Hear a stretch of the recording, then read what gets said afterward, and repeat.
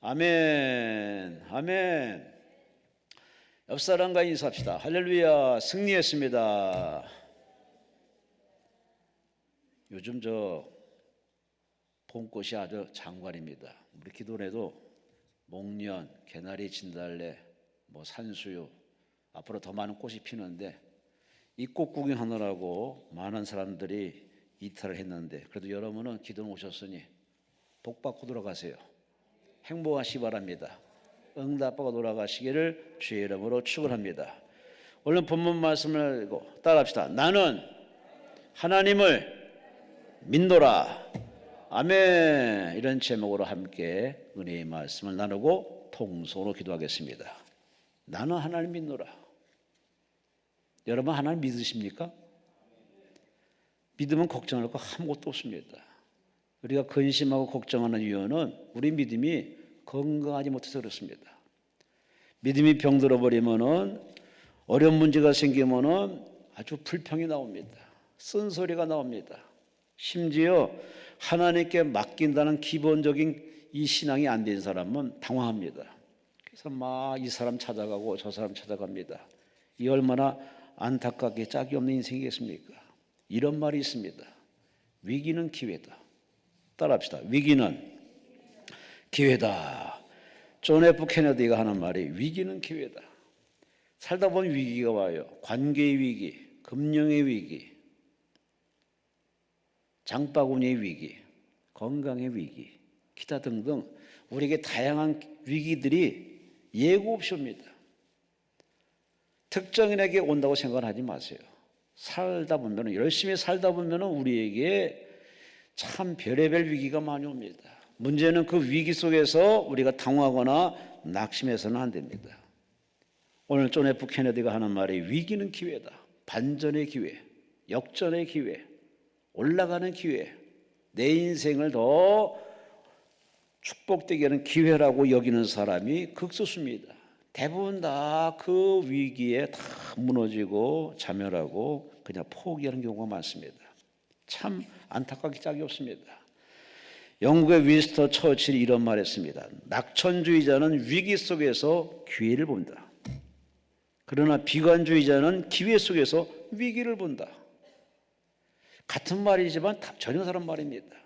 낙천주의자, 긍정을 가지고 사는 사람은 위기 속에서도 기회가 내 인생의 찬스가 됐구나. 내 인생을 더 발전한 기회 됐구나 하고 긍정으로 풀어가는 사람은 바로 낙천주의자고, 비관주의자는 기회가 많은데도 불구하고 거기에서 안 되는 것, 안 되고 있는 것, 그것만을 보고 위기만을 찾아내는 참 이 부정적인 사람. 여러분은 어떤 사람이십니까? 여러분은 다 전자가 됐기 때문에 이 기도원에 오신 줄로 믿습니다. 하나님이 오신 줄로 믿습니다. 여러분의 탁월한 선택에 하나님이 큰 복을 허락할 줄로 믿습니다. 그 외에도 여러 사람들이 이런 말 했습니다. 소다란 사람 말하기를 기회라는 것은 언제나 처음에는 하나의 위기로 쏘게 된다. 누가 꽃길과 평탄한 길을 걸으면서 승승장구한 사람은 이 지구촌에는 없습니다.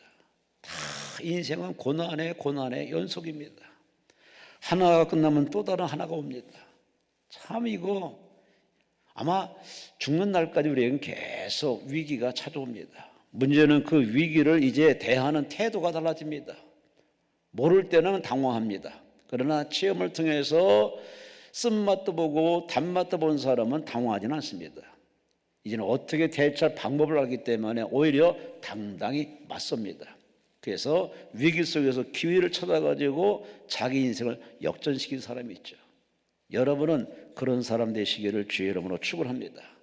이 지구촌에 코로나가 강타해서 코로나 위기로 숱한 상점이 문 닫고 교회가 문 닫고 교인이 떠나고 이만저만 아주 큰 힘든 날을 우린 지내왔습니다. 근데 이걸 영적으로 이렇게 되돌아보니까 진짜와 가짜를 구분하는 시기였구나. 알곡과 쭉정이를 구분하는, 나의 신앙이 알곡인지 가라진지가 백열에 드러났습니다. 이제 부정을 못합니다. 위기 때 더 하나님을 찾는 기회를 여겨서 하나님께 예배에 집중한 사람은 오히려 이 코너를 통해서 더 번창하고 잘 됐어요. 그러나 위기 속에서 그렇게 눈치 보고 적당히 이렇게 야합한 사람은 다 하나님이 그 신앙을 확인하기 때문에 힘은 들어거두고 행한 대로 갚음되고 믿음대로 되어지는 그 수수를 밟았기 때문에 하나님 앞에 할 말이 없습니다. 여러분은 어떤 사람이십니까? 개그맨 유재석 씨 아시죠? 참 대단한 사람입니다. 이 사람이 또 이런 아주 멋있는 말을 했더라고요. 한번 들어보세요. 진짜 위기는 위기인데도 불구하고 위기인지 모르는 게 진짜 위기다. 그보다 더 큰 위기는 위기인지 알면서도 아무것도 하지 않는 거다. 근데 위기인지 알면서도 아무것도 하지 않으면서도 나 혼자만 살려는 그것이 진짜 가장 큰 위기다. 와, 이 유재석 씨가 이런 말을 했습니다. 참 멋있는 말입니다. 어디서 배웠는지 모르지만 참 우리가 듣고 곰씹을 말입니다. 다시 한번 읽어볼까요? 진짜 위기는 위기인데도 불구하고 위기인지를 모르는 것. 그보다 더 큰 위기는 위기인 줄 알면서도 아무것도 하지 않는 것. 근데 가장 큰 위기는 뭐냐? 위기인 줄 알면서도 아무것도 하지 않으면서 나 혼자만 살려고 하는 그것이 바로 가장 큰 위기다. 여러분 어떻습니까? 여러분 지금 무슨 생각으로 지금의 문제 앞에서 기도하십니까? 여러분이 당면한 문제와 가져온 현안을 여러분이 하나님께 내놓으면서 그걸 어떻게 풀어가십니까? 하나님 이거 왜 줬어요? 왜 나한테 이러고 줬어요? Why me? 하면서 그 자체를 부정하고 평가절하듯 하나님 앞에 참 이렇게 투정거린다면은 그 사람은 하나님의 본심을 모르는 사람이에요. 다 하나님이 우리들에게 주시는 거는 나쁜 게 하나도 없습니다.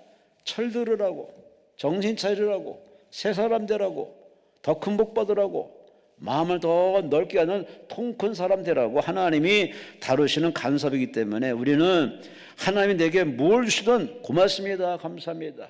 이로 통해서 나를 깨닫게 하여 주옵소서, 가르쳐 주옵소서. 여러분 이렇게 효도하는 마음으로 하나님께 마음을 오픈하고 잠잠히 기다리면은 여러분의 문제는 다 술술 풀려서 여러분의 믿음은 더 큰 부유한 자리에 올라가서 하나님이 크게 쓰임하는 인생이 될 줄로 믿습니다. 그런데 가장 큰 위기는 뭐냐? 경제 위기, 금융 위기, 관계 위기, 뭐 기타 등등 건강 위기 다 위기지만은 가장 큰 위기는 뭐냐? 이 말세지 말에 믿음의 위기입니다. 예수께서 하신 말씀이 있습니다. 내가 믿는 자를 보겠느냐? 말세에 믿는 자를 보겠느냐? 교회는 있어요. 성경책은 넘쳐나요.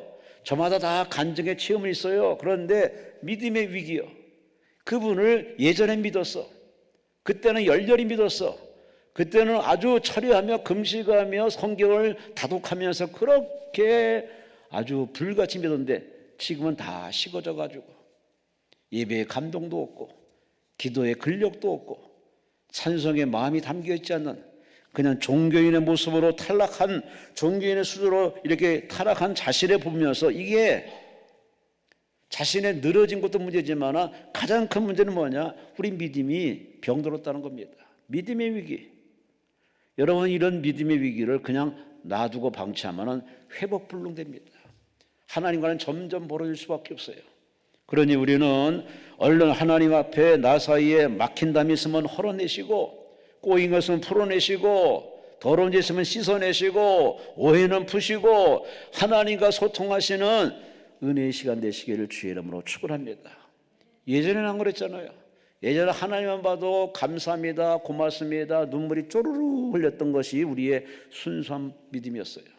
이제는 봐도 십자가를 봐도 감동이 없어요. 그럼 보혈 찬송 부르면서도 십자가의 그 감동이 예전엔 그렇게 절실히 다가왔는데 그런 감동이 없는 거, 이거 위기 아닙니까? 우리 매년 건강검진을 받습니다. 그렇게 자기 몸의 건강에 대한 그렇게 아주 화들짝 놀라면서 어떻게 믿음이 병들어가는데 믿음이 딱딱해져 가는데 믿음이 굳어져 있는데 믿음이 정체인데 그걸 그냥 놔둔다는 거는 참 이건 뭔가가 잘못돼도 한참 잘못된 겁니다. 요한 3서 2절에 분명히 했어요. 내 영혼이 잘된 같이 영혼이 잘 되어야 범사, 수평도 잘 되고 건강하다고 요한 3세절에 말씀하신 말씀을 우습게 넘기지 마시고 영혼이 잘 되는 하나님과 소통해서 하나님과 동행하는 믿음의 한 해, 믿음의 남은 인생 되시기를 주의 이름으로 축원합니다. 주의 이름으로 축원합니다. 그래서 오늘 설교 제목은 나는 하나님 믿노라. 우리 이렇게 어느 상황, 어느 위기 때도 늘 이렇게 고백하고 선포할 수 있는 믿는 자가 됩니다. 나는 하나님 믿습니다. 그럼에도 하나님 믿습니다. 그리 아니하실지라도 하나님을 절대 믿습니다. 추호도 의심하지 않는 이런 믿음의 선포가 여러분 입에서, 여러분 얼굴 표정에서, 여러분 삶에서 넘쳐나시기를 주의 이름으로 축원합니다. 오늘 본문은 사도 바울이, 로마 시민권을 가진 사도 바울이 황제에게 재판받으러 지금 알렉산드로를 타고서 지금 로마로 가는 중입니다. 그는 백부장의 호송을 받으면서 가다가 큰 풍랑 만납니다. 참 바다의 변수는 풍랑입니다. 폭풍이 불어와서 파도가 넘쳐서 배를 깨트리는 큰 풍랑, 이게 바다의 참 위험 신호 아니겠습니까? 누가 원해서 풍랑이 일어나나요? 그냥 길을 갈 뿐인데 갑자기 바람이 세게 몰아쳐가지고 풍랑이 세게 몰아쳐서 그만 배가 깨질 지경입니다. 그래서 배를 편하게 하려고 짐을 던지고 다 던져서 살기 위해서 몸부림친 것이 오늘 본문에 나타납니다. 세상에 선원과 승객들이 열 나흘 동안 밥을 먹을 시간이 없습니다. 살기 위해서 몸부림치는 겁니다. 이것도 집어던지고 저것도 집어던지고 배를 편안하게 만들기 위해서. 그런데 이게 끝이 없습니다. 끝이 안 나옵니다. 모두가 이제는 죽었다 하는 그 와중에 여기 지금 죄수의 몸으로 끌려가는 바울이 그들에게 딱 서가지고 하는 말이, 오늘 본문 25절에 보세요. 여러분이요 안심하시오, 안심하시오. 나는 내게 어젯밤에 말씀하신 그 말씀을 그대로 될 것이라고 나는 하나님을 믿습니다. 할렐루야, 할렐루야. 참 이게 당황스러운 모습 아닙니까? 지금 다 살기 위해서 아우성되고 저마다 자기 신을 찾고 난리인데 사도 바울은 딱 서가지고 만면에 좀 과장된 표현하면 미소를 띄어가면서 웃음기, 참 편안한 얼굴로 여러분 걱정하지 마시라고, 죽지 않습니다. 배는 깨지지 않습니다. 우리는 다 무사히 섬에 도착합니다. 한 사람도 안 다치고 굳이 손해본다면 이 배는 잃어버릴 수 있습니다. 그러나 우리는 안 다칩니다. 왜? 어젯밤에 하나님이 사자를 보내서 내게 말씀해 줬습니다. 나는 그 말씀을 믿습니다. 나는 하나님을 믿습니다. 나 하나님 믿는 사람이니 여러분 하나님 말씀을 듣고 안심하십시오.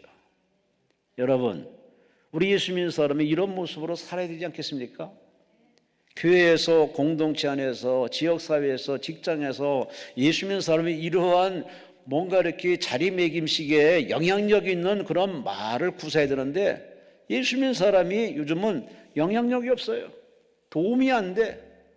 회사가 무너져도, 가게가 어려움을 당해도 예수 믿는 사람이 영향력에 미치지 못하는 그렇게 교회가 많은데, 그렇게 저마다 예수를 만났다고 그렇게 떠드는데 그들에게 도움 주지 못하는 이런 안타까운 상황, 어떻게 생각하십니까? 바울은 안 그럽니다.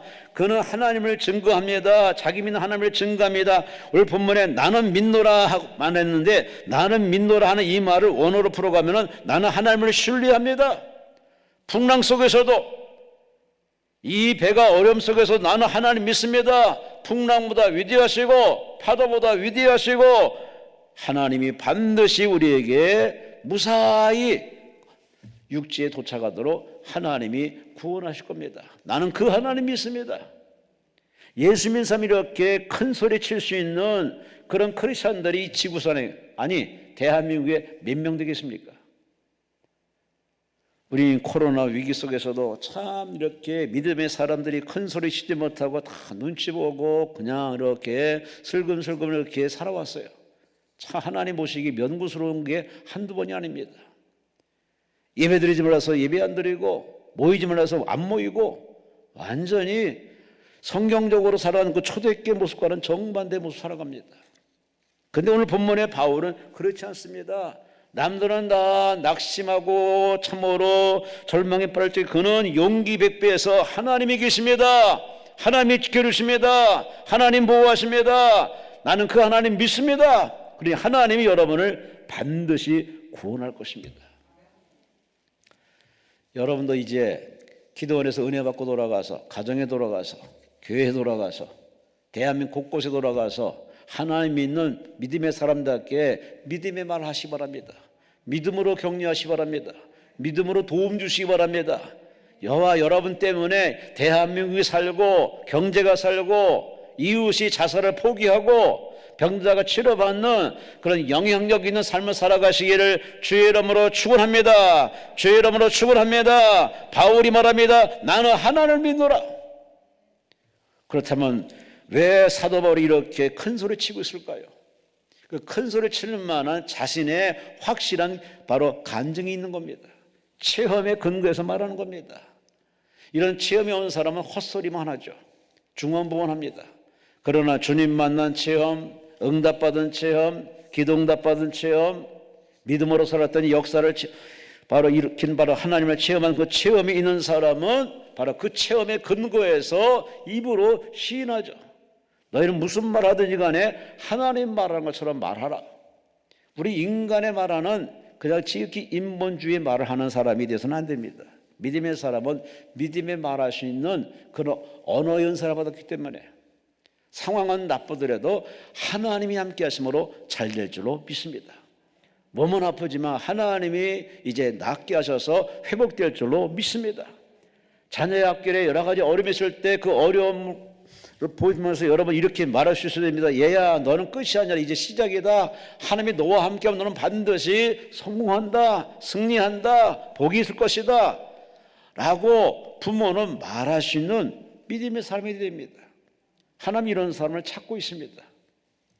그래서 입만 주여 주여 하지 마시고 머리로 성경 지식 몇 가지 외워가지고서 마치 다 하는 것처럼 그렇게 우리는 그렇게 처신할 것이 아니라 오늘 사도 바울처럼 확실한 체험, 은혜의 체험을 가지고 그런 선포해야 되는데 그가 나는 하나님 믿노라 선포하는 그 자신감이 어디서 나왔을까요? 첫째, 본문 22절에 말합니다. 내가 너희를 권하노니 이제는 안심하라. 너희 중 아무도 생명에는 아무런 손상이 없겠고 오직 배뿐이리라.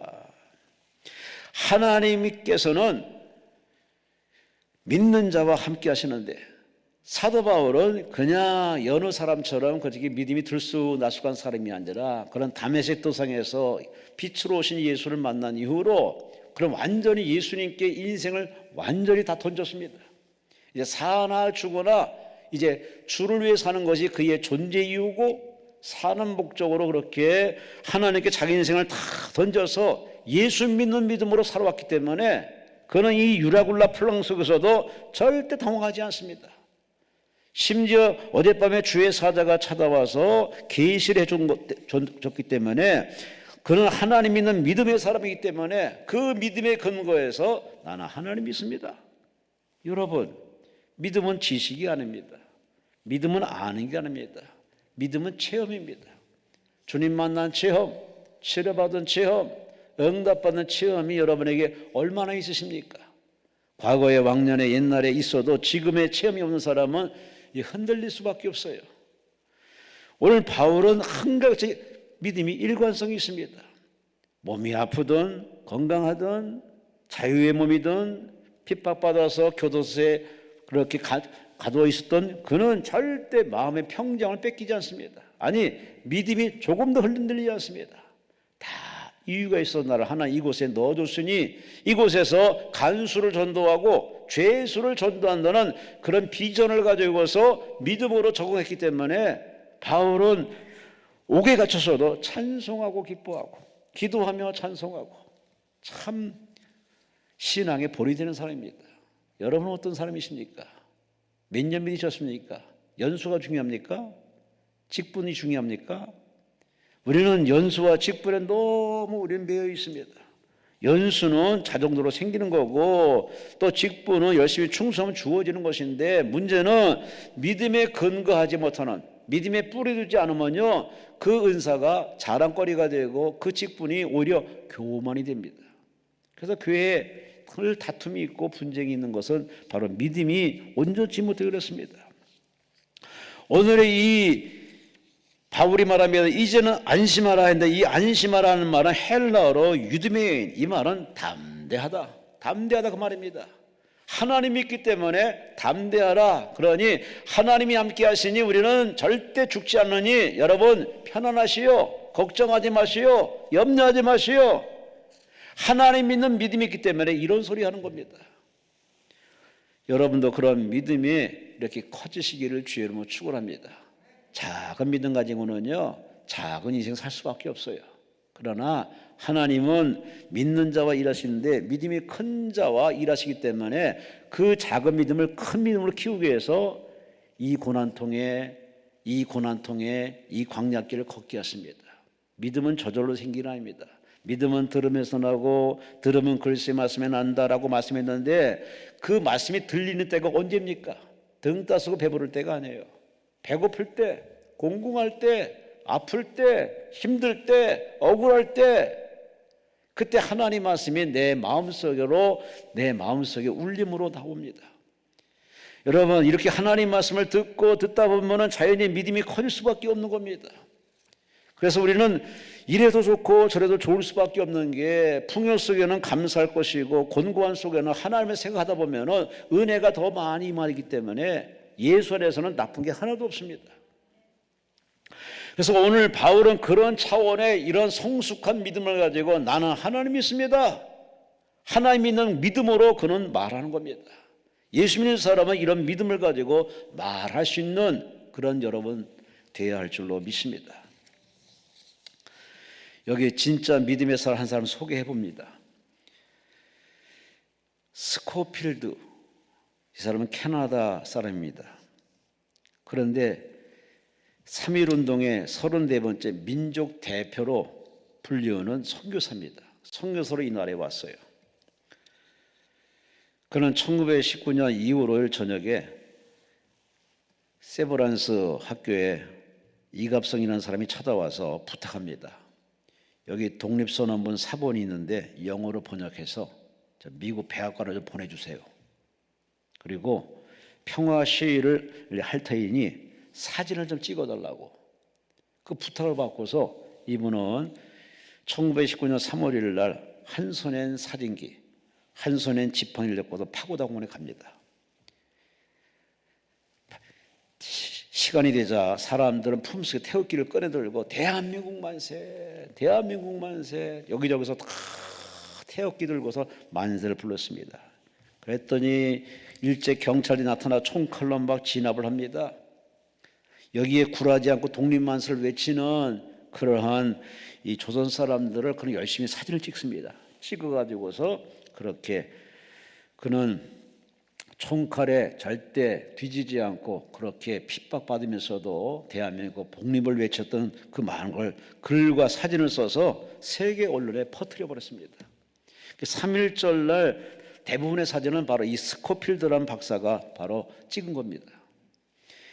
이 사람은 해방 후에 이 나라 영국 귀국해서 대한민국 건국훈장까지 받은 사람입니다. 아마 외국인으로서 국립현충원에 참 애국지사 묘소에 묻힌 유일한 이방 사람입니다. 그만큼 대한민국을 위해서 헌신한 이 사람. 그는 그렇게 어려움 속에서도 이 나라 독립을 위해서 이렇게 힘썼고 지원했던 것은 바로 그가 하나님 믿는 사람이었기 때문에. 그는 기도할 때마다 조선 사람을 도우라, 저들을 도와주라, 그런 하나님의 음성을 듣고도 그렇게 하나님 믿는 믿음으로 목숨을 내걸고 자기를 죽이려는 많은 사람들의 피해를 받으면서도 그는 꿋꿋하게 이 민족을 위해서 하나님 믿는 믿음으로 그렇게 참 우리나라에 큰일 했던 이 사람 스코필드, 파란 눈의 사람이 이 나라에 와서 그렇게 이 나라를 사랑해서 헌신했는데, 이 나라에 사는 저와 여러분들이 나라를 얼마나 사랑합니까? 이 나라 대한민국을 얼마나 사랑하십니까? 사랑하는 사람은 배려하고 양보하고 이해하고 도와주고 구제하고 이렇게 하는 것이 지극히 당연한데, 참 요즘 사람들은 너무 인정머리가 없습니다. 개인주의가 너무 팽배합니다. 세상 사람은 그렇게 살아도 우리 하나님 믿는 사람은 그렇게 살면 안 됩니다.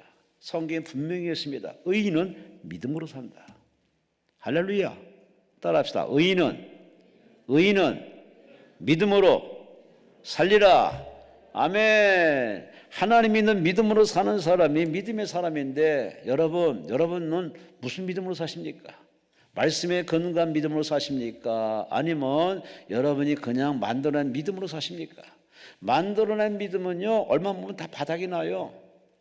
왜 신앙생활이 삐지느냐? 왜 신앙이 실족하느냐? 성경적인 믿음으로 살지 않기 때문에 그렇습니다. 하나님을 전적으로 믿는 사람은 환경이 바뀌고 정권이 바뀌고 위기가 와도 당황하지 않습니다. 꿋꿋하게 그 믿음을 가지고 정직하게 성실하게 초심을 갖고 충성하여 섬길 수밖에 없죠. 바울은 그래서 하나님 있는 그 믿음으로 선포합니다. 여러분 안심하시오. 입에는 우리는 결코 죽지 않습니다. 무사히 도착할 것입니다. 왜? 나는 그 하나님을 믿습니다. 하나님은 그 믿음대로 그의 말한 대로 하나님께서 그와 온 사람을 다 살려서 그래서 배는 깨졌지만 한 명도 다치지 않고 살아났음을 성경은 증언하고 있습니다. 여러분도 남은 인생 세상 사람처럼 돈으로 살고 그 어떤 등등으로 살지 마시고 우린 저 하나님 나라 할 때까지 믿음으로 살고 천국도 믿음으로 가니 믿음으로 살며 살아가시기를 주의 이름으로 축원합니다. 믿는 사람은 매일 할 말이 뭐냐? 나는 하나님 믿습니다. 나는 하나님을 믿습니다. 이 소리가 여러분에서 줄줄줄 잘 나와야 듣는 하나님 행복하지 않겠습니까?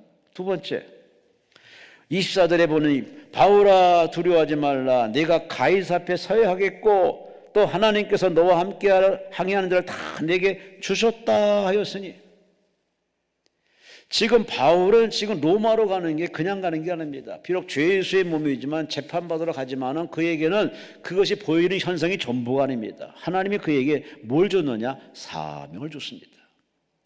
그가 다메섹 도상에서 예수를 만날 때도 예수께서 내가 너한테 사명을 준다. 이방인의 선교사로 너에게 사명을 준다면서 이방인의 전도자로 그런 사명받았습니다. 그때 이후로 사도 바울은 그 사명 때문에 울고 그 사명 때문에 웃고 그 사명 때문에 기도하고 그 사명 때문에 고통도 잘 버텨왔습니다. 그래서 당신이 스스로 말하기를 나는 사명자입니다. 이 사명 때문에 그는 자존심을 짓밟히고 눈물겨운 사모로 억울한 일 당하더라도 절대로 항거하지 않습니다.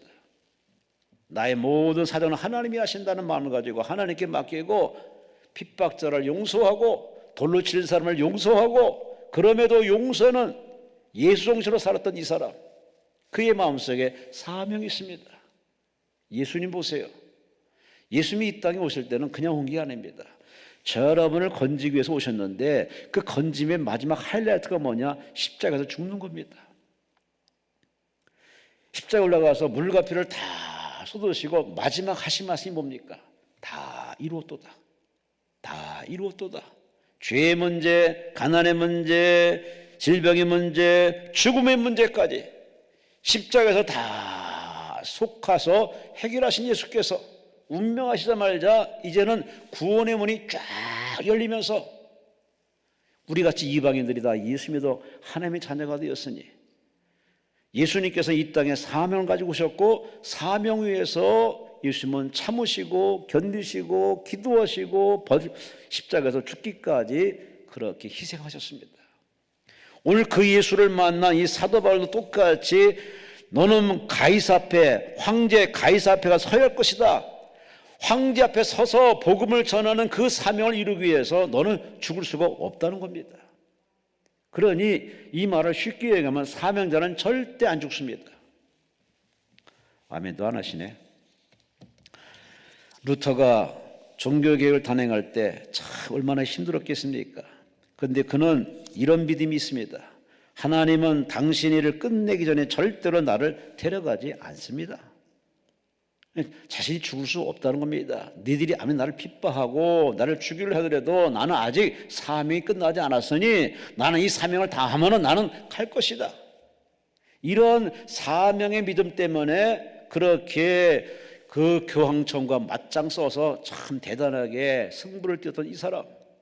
여러분, 저런들이 우리가 누구와 살든 어디에 살든 우린 다 저마다 사명이 있어요. 사는 이유가 거기 있습니다. 존재하는 이유가 거기 있습니다. 참는 이유가 거기 있습니다. 양보하는 이유가 거기 있어요. 사명 때문에. 섬기는 사명, 전도의 사명, 기도의 사명. 아니, 다른 사람이 하지 못한 나만의 사명이 다 저와 여러분들에게 다 주어져 있습니다. 그래서 우리는 기도할 때 이런 기도 저런 기도, 예수 믿기 전에 하던 그러한 세상 종교식으로 기도하지 마시고 우리가 진짜 기도할 건 뭐냐? 하나님, 나의 사명을 깨닫게 없어서, 나의 사명에 올인하게 없어서, 나의 사명에 충성하게 없어서. 예수님이 툭 하면은 기도를 참 많이 했어요. 기도한 이유가 뭔지 아십니까? 우리에게 본보기를 보여주는데 뭐냐? 많은 사람들이 예수를 유혹합니다. 딴지를 겁니다. 그럴 때마다 당황스러운 자신을 마음을 추스르기 위해서 사명이 잊어버리기 전에, 사명의 불이 꺼지기 전에 그 사명을 고치시키기 위해서 그렇게 예수님을 기도했습니다. 여러분, 우리는 이 땅에 사는 이유가 내가 뭘 잘해서 사는 건 절대 아닙니다. 하나님의 사람들을 통해서 할 일이 있습니다. 가족 구원, 자녀 구원, 지인 구원, 저 여러분들이 할 독특한 사명이 있습니다.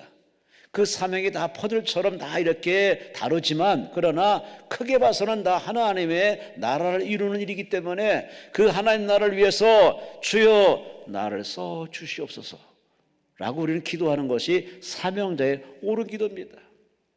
근데 우리 기도는 너무 자기 주관적입니다. 이렇게 해주세요, 이렇게 해주세요, 이렇게 해달라고 하나님 앞에 맞춤형의 기도합니다. 참 이기적인 기도 아닙니까?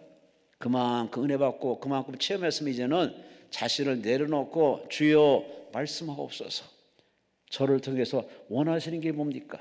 라고 하나님 앞에 좀 내어드리는 기도를 할 필요성이 있는데 우리는 너무 자기 주관적인 기도를 많이 합니다. 일찍이 아프리카의 성리였던 리비스토도 말합니다. 사명자는 절대 죽지 않는다. 그는 아프리카 오지에 와서 복음을 전할 때 참 말라리아 뭐 각종 병충해뿐만 아니라 사자한테 물려가지고 한 팔이 거반 떨어질 정도로 덜렁덜렁 거리면서 그렇게 복음을 전했던 이 사람, 그럼에도 불구하고 그는 말합니다. 사명자는 결코 중도에 죽지 않는다. 끝까지 사명을 다하면 그는 끝난다는 얘기입니다. 저 사람이 언제 세상을 떠나느냐, 언제 죽느냐? 간단해요. 사명을 다하면. 그 사명이 뭔지는 여러분이 하나님께 물어보세요. 기도해서 물어보세요. 성령의 도움받아서 물어보시기 바랍니다.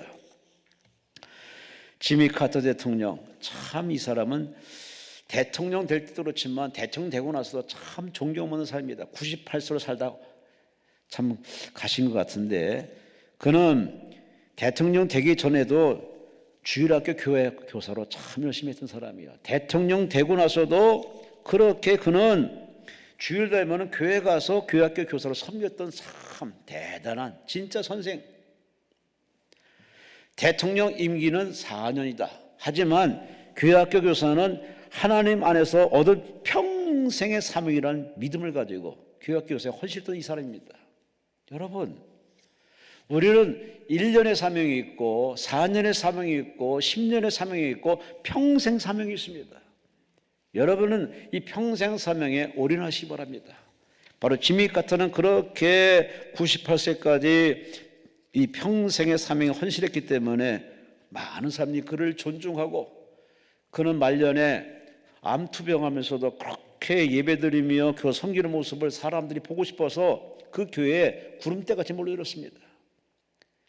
이렇게 멋지게 늙어가는 나이 든 사람이 되어야 되지 않겠습니까? 나이 들어가면서도 추하고 주름살 생기면 어떻고 검버섯 생기면 어떻습니까? 그 인생의 훈장 아닙니까? 백발이 되면 어떻습니까? 우리는 그것에 너무 신경 쓸 것이 아니라 사람들이 나를 뭐라고 하나, 아니 하나님 앞에서 나라는 존재가 어떻게 평가받을까, 여기에 좀 고민 좀 하시기 바랍니다. 우리는 반드시 하나님 앞에 서야 됩니다. 서는 것이 우리의 목적지고 우리의 목표인데, 우리가 구원받은 자만이 하나님 앞에 설 수 있는데 그 서서 우리는 뭘 받아야 되느냐? 상을 받아야 되지 않겠습니까? 너 뭐 하다 왔느냐? 라고 하시는 말씀 앞에 제가 이렇게 주를 위해서, 교회를 위해서 이렇게 헌신하고 이웃을 위해서 이렇게 헌신하다 왔다는 하나님께 사랑받는 그런 간증의 인생을 살아내시기를 주님으로 축원합니다. 그러려면은 가슴에 사명감이 있어야 돼요. 불타는 사명감. 목사도 사명감 없으면요, 목사하다가 때려칩니다. 장로원수에도 예배 없어요. 의사도 마찬가지고 대통령도 마찬가지고 다 마찬가지입니다. 사명 있는 사람은 헌신해요, 베풀어요, 섬겨요, 충성합니다, 정직합니다. 사명감이 없으면은 이것만 챙겨요. 이웃만 챙기고 무엇이 되겠다는 목적 같대 그 안에 사명이 없는 성공은요 다 헛된 겁니다. 그러니 우리는 되겠다는 비전과 꿈을 가지고 기도하되 불타는 사명감, 나라를 위해서, 교회를 위해서, 가족을 위해서, 이웃을 위해서, 하나님의 영광을 위해서. 고린도서 10장 30절 말씀에 너희들은 먹든지 마시든지 다 하나님의 영광을 위해 살아라. 기도응답도 하나님의 영광을 위해서, 문제 해결도 하나님의 영광을 위해서, 공부도 하나님의 영광을 위해서, 결혼도 하나님의 영광을 위해서, 다이어트도 하나님의 영광을 위해서. 아멘 안 하시네?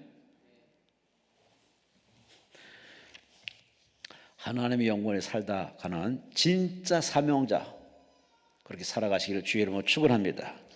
마지막으로 오늘 25절 말씀에 가장 중요한 말씀이 있습니다. 오늘 25절 말씀에 이렇게 말씀합니다. 그러므로 여러분이여 안심하라, 또 안심하라 바랍니다. 나는 내게 말씀하신 그대로 되리라고 하나님이 너라. 아멘, 아멘. 하나님이 내게 말씀하신 그 말씀 그대로 될 것이라고 나는 그 말씀을 믿습니다. 그러니 나는 그 하나님을 믿기 때문에 여러분 안심하라는 얘기입니다.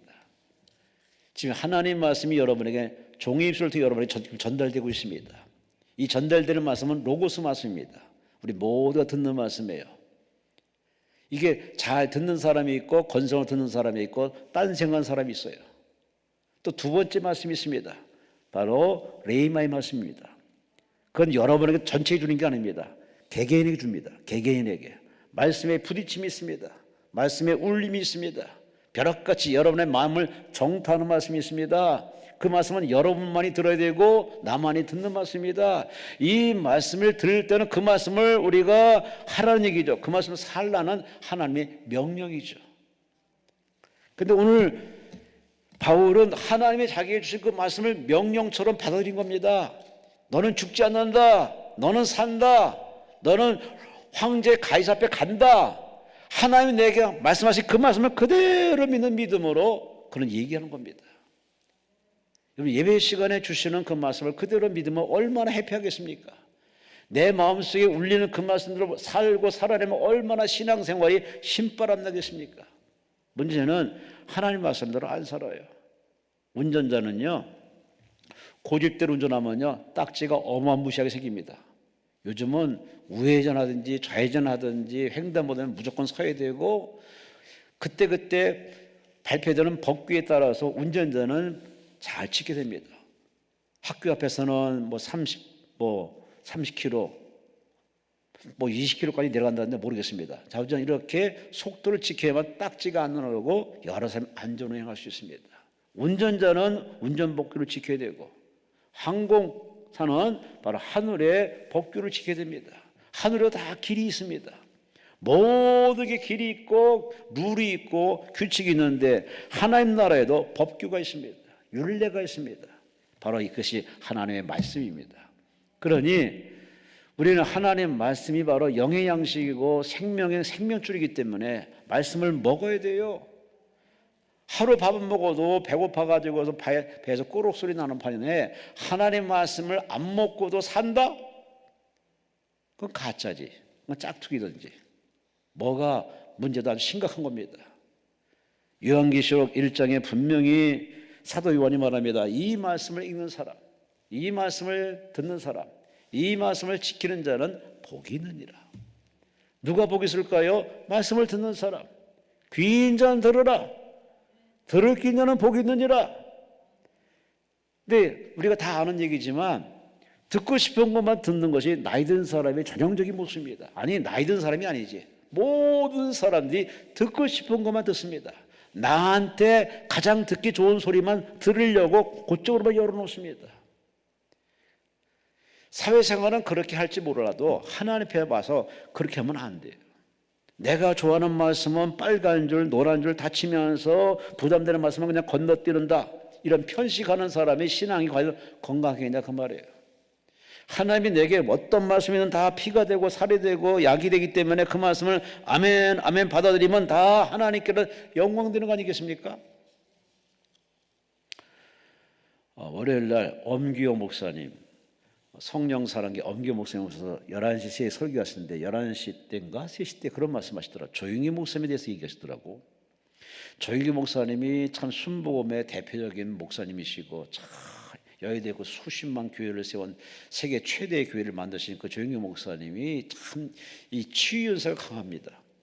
그래서 보이는 대로 이렇게 환상에 보이는 대로 마음의 울림대로 막 입으로 선포합니다. 그러면 그 선포한 대로 막 병이 낫고 암병이 낫고 귀신이 쫓겨납니다. 그런데 하도 이 순복음이 그래서 주변 교단에서 하도 욕을 하고 막 이단 시비하니까 조영규 목사님이 그 치유 사역을 안 했답니다. 한동안. 난 처음 듣는 얘기인데 엄규 목사님 옆에 측근에 계셨기 때문에 잘 아시는 얘기겠죠. 안 하셨답니다.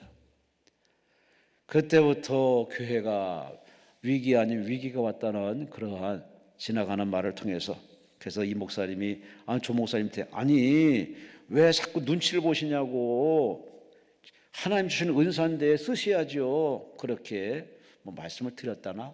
그랬더니 조영 목사님이 용기를 내서 다시 치유를 선포했더니 막 병든 자가 낫고 교회가 폭발적으로 부흥했다는 그 말씀을 하면서, 여러분 그렇게 연계에 거센 조영희 목사님도 참 이렇게 누가 이렇게 압박하면은 눈치 보는 것이 사람의 본 모습이에요.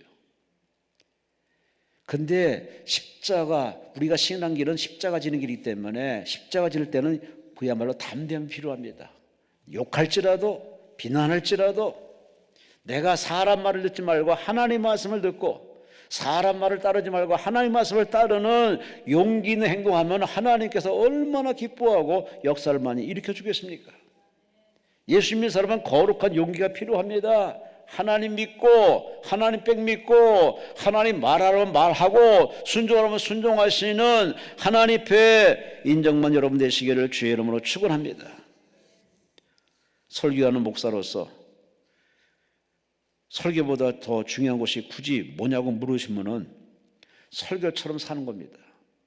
제가 설교하면서도 나 자신이 설교처럼 살아야 된다고 늘 말씀을 들으면서 저도 속으로 아멘하면서 지금 설교하고 있습니다.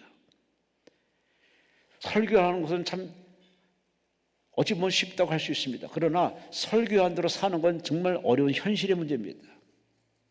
이게 다 모두의 고민이고 모두의 아픔입니다. 이런 사실을 아시기 때문에 하나님 우리들에게 성령을 보내줘서 성령 충만하면 말씀이 들려지고 말씀이 해석이 되고 그 말씀 사는데 너무 익숙하고 즐겁게 그 말씀을 순종할 수 있습니다. 그러니 우리가 이 시대의 문제점은 하나님 말씀을 안 듣는 게 문제고 말씀을 듣고도 행하지 못하는 이유는 하나입니다. 성령 충만을 받지 않아서. 한 사람만 고개 끄덕이고 나머지는 뭐예요? 하나님 성령 충만 받는 것이 이 시대의 신앙생활을 잘하는 걸 인정하십니까? 예전에는 순복음만 으쌰으쌰 불러불러 했는데 요즘은 장로교를 떠나서 막 감리교, 심지어 감리교까지 다 불러불러 하는 교회 보면은 다 폭발적으로 부흥하고 있어요. 성령 충만은 누구만이 받는 그런 품목이 아닙니다. 우리 모두가 사모해야 되고, 성령은 파라클레토스, 나를 도와주기 위해서 오신 분입니다.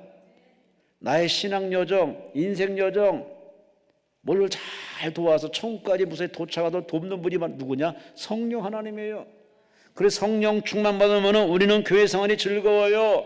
가정 생활이 즐거워요. 관계가 즐거워요. 하나님 눈으로 바라보니 세상에 악인이 별로 없습니다. 그런 거 보면 우리 신앙 안에 불신앙이 딱 자리 잡고 있으면 우리는 부인할 수 없을 겁니다. 입으로는 주여 주여 아멘 아멘 할려 하면서도 내심 믿지 못하는 참 두 얼굴의 모습을 참 많이 갖고 있습니다. 이게 현대 기독교들의 오늘의 참 가장 불편한 모습입니다. 말씀 없는 뜨거운 열정, 자기 마음대로 생각하고 자기 마음대로 열심 내고 자기 생각대로 살아가는 이 신앙 안에 불신앙 얼마나 많은지 몰라요. 여러분은 오늘 바울처럼 하나님 말씀, 기록된 말씀도 읽으시고 선포되는 말씀도 들으시고 내 안에 떠올리는 하나님의 그 떠오르는 샛별처럼 떠오르는 하나님 말씀도 집중해 들으시고 읽으시고 먹으시고 들으시고 말씀 충만해서 여러분 모두가 신앙생활 정말 해피한 역사가 나타나시기를 주의 이름으로 축원합니다. 주의 이름으로 축원합니다. 오늘 바울은 말합니다. 믿음대로 되기 때문에 사명대로 되기 때문에 말씀대로 되기 때문에 나는 그 하나님을 믿습니다. 그래서 여러분 아무 걱정하지 마세요. 이렇게 신앙이란 리더가 되어서 다른 사람을 끌고 나가야 됩니다. 배운 게 성공은 아닙니다. 아는 게 성공이 아닙니다. 진정한 성공은 하나님을 믿는 사람이 그 믿음을 가지고 다른 사람을 이렇게 도와서 바로 죽을 자를 살려내는 것, 빠져 죽을 자를 다 살려내어서 하나님의 은혜를 체험하게 하는 것, 이게 진정한 리더 아니겠습니까? 세상에서 추구하는 리더를 따라가지 마시고 믿음 안에서 예수 안에서 바울처럼 믿는 사람이 저 믿음의 품격을 가지고 당당하게 말할 수 있는 용기 백배하는 그런 신앙인 되시기 바랍니다. 오늘 말씀의 결론을 매듭 짓겠습니다. 말세에 내가 믿는 자를 보겠느냐 하신 말씀을 그냥 여벌로 듣지 마시고 우리는 앉아있는 게 믿음이 아닙니다. 주여 주여 찾는 게 믿음이 아닙니다. 어느 목사님이 그렇게 설교하시더만요. 믿음은 지키는 거라고. 와, 참 멋있는 말입니다. 믿음은 지키는 거예요. 환경이 바뀌든 생활이 불편하든 상관없습니다. 내가 하나님을 선택한 이상 그 하나님을 믿는 믿음은 추호도 의심하지 말고 변절하지 말고 끝까지 믿음을 지켜내는 이 믿음의 십자가를 잘 걸어가서 바울처럼 당당히 세상을 호령하는, 세상을 살리는, 죄인을 구원하는 멋진 영적 리더로 살아가시기를 주의 이름으로 축원합니다. 주의 이름으로 축원합니다. 주의 이름으로 축원합니다. 주여 삼창한마 통솔로 기도합니다. 주여 주여 주여 사랑합니다.